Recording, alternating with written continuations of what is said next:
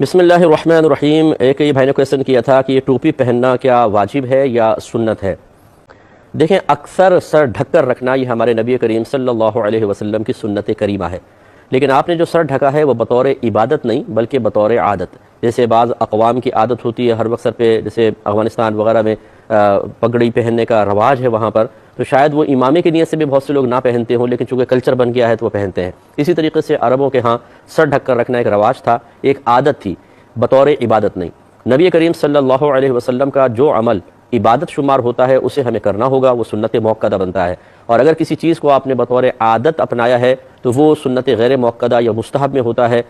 جس کام کو نبی کریم سے نسبت ہو گئی وہ کبھی کمتر اور حقیر نہیں ہو سکتا، لہٰذا اگرچہ وہ فرض واجب نہیں ہے لیکن سر ڈھک کر رکھنا یہ بہت ہی افضل، مستحب اور سنت کے موافق ہے۔ یہ تو ایک شرعی مسئلہ ہے، لیکن اگر کوئی جان بوجھ کر سر نہیں ڈھکتا ہے، برہنہ سر رہتا ہے، تو اس کو کوئی بھی گناہ گار نہیں کہہ سکتا ہے، کیونکہ کہیں پر بھی مطالبہ شرع یہ نہیں ہے کہ اپنا سر ڈھک کر رکھو، کہیں شریعت کا مطالبہ نہیں ہے۔ افضل ہے کہ سر ڈھک کر رکھیں، بہت اچھی بات ہے، نہیں رکھتے ہیں تو گناہ گار نہیں ہوگا۔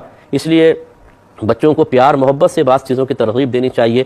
اگر وہ فرض ترک کر رہے ہوں تو سختی ہوگی، حرام کا ارتکاب کر رہے ہوں سختی ہے، واجب کا ترک کریں تو سختی ہوگی، مکروہ تحریمی کا ارتکاب کریں سختی ہوگی۔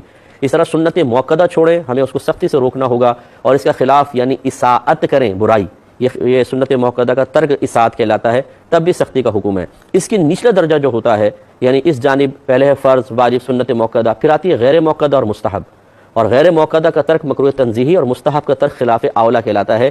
اس میں شریعت نے خود سختی نہیں رکھی، کریں تو اچھا ہے، نہیں کریں تو کوئی گناہ نہیں۔ اسی طرح اگر اس کے مکروہ تنزیہی فعل سے بچیں تو بہت اچھی بات ہے، لیکن کوئی کر لے تو گناہ گار نہیں ہوگا، حتیٰ کہ عادتاً بھی کرے تو گناہ گار نہیں ہوگا۔ اس لیے والدین کو، اور خصوصاً جو دینی طبقے سے وابستہ لوگ، تبلیغی دین کرنے والے، انہیں اس پہ فرق کرنا بہت ضروری ہے۔